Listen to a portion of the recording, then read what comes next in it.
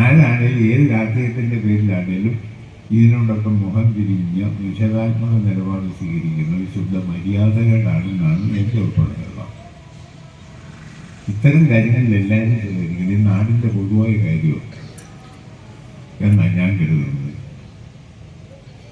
അതുകൊണ്ട് ഇത് സഹകരിക്കാത്ത നിഷേധാത്മകമായ നിലപാട് സ്വീകരിച്ചവരുടെ നിലപാടിനോട് ശക്തമായി പ്രതിഷേധിക്കുന്നു ഞാൻ. എനിക്ക് അങ്ങേയറ്റം വിമർശനമുണ്ട്.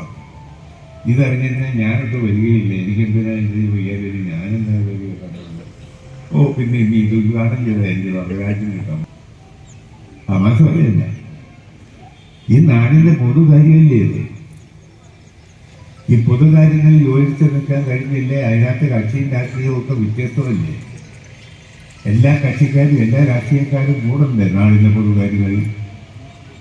അതാണ് ശരി എന്നാണ് എൻ്റെ ഒരു വീക്ഷണവും കാഴ്ചപ്പാടുള്ളത്.